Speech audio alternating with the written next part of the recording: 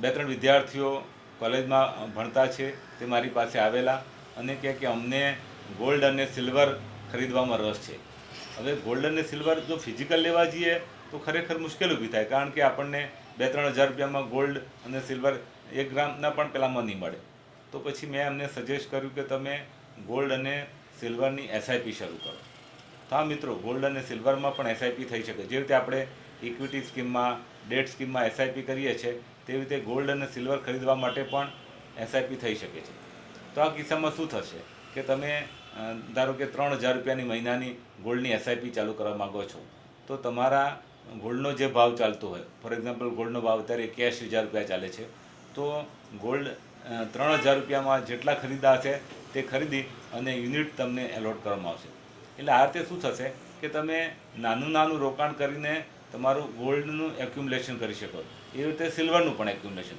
ધારો કે તમે સિલ્વર ખરીદવા માંગો છો, સિલ્વરનો ભાવ અત્યારે 90,000 રૂપિયા ચાલે છે, તો 3,000 રૂપિયામાં જેટલા યુનિટ ખરીદાતા હશે એ યુનિટ તમને એલોટ કરશે. એટલે આ એટલા માટે બહુ જરૂરી વસ્તુ છે કે આપણે આપણા સમાજમાં હિન્દુ સંસ્કૃતિ પ્રમાણે ગોલ્ડ અને સિલ્વરનું મહત્ત્વ છે. આપણે લગ્ન વખતે સોનાના દાગીના, ચાંદીના દાગીના આપણે આપતા હોઈએ છીએ.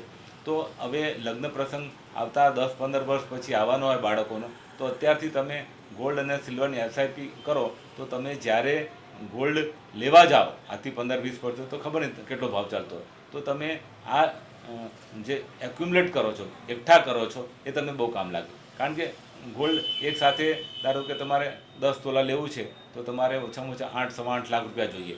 તો એના કરતાં તમે દર મહિને 3-4-5 હજાર રૂપિયાની એસઆઈપી કરશો, તો આવતાના 10-12 વર્ષ પછી જે મેરેજ પ્રસંગ આવે છે એ વખતની તમારી રિક્વાયરમેન્ટ તમે અત્યારથી પૂરી કરો છો. એટલા માટે આ જરૂરી છે કે એક સાથે ગોલ્ડ લેવાનું, ભાવની વધઘટ થયા કરે, એના કરતાં તમે દર મહિને જે યુનિટ મળે છે એ યુનિટ ભેગા કરો, અને જ્યારે તમારી એ ફૂલ્લી વેલ્યુ ક્રિએટ કરી હોય ત્યારે તમે એ વેચી અને તમે બજારમાંથી એ ગોલ્ડ લઈ શકો, ફિઝિકલ ગોલ્ડ લઈ શકો છો. આ છે એ ઈ ગોલ્ડ છે. એટલે ડિમેટમાં તમને મળી શકે છે, યુનિટમાં મળી શકે છે.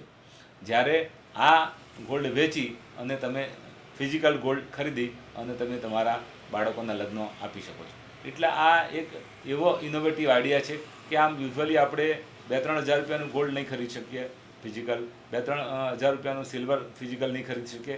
જ્યારે આ આપણા માટે એક સરસ રસ્તો બન્યો છે કે જેના કારણથી આપણને ગોલ્ડ અને સિલ્વરમાં રોકાણ કરી અને લાંબા ગાળા માટેનું આપણું જે ભવિષ્યનું આયોજન હોય એ પૂરું કરી શકીએ છીએ. તો મને લાગે છે કે જે લોકોને ઇક્વિટી માર્કેટમાં ડર લાગતો હોય, ઇક્વિટી માર્કેટમાં એમ લાગતું હોય કે વોલેટાલિટી અમારે નથી જોઈતી અને સ્ટડી 9-10% આસપાસનું વળતર જોઈતું હોય છે, તો ચોક્કસપણે ગોલ્ડ અને સિલ્વર આના માટે બેસ્ટ ઇન્વેસ્ટમેન્ટ છે. Thank you.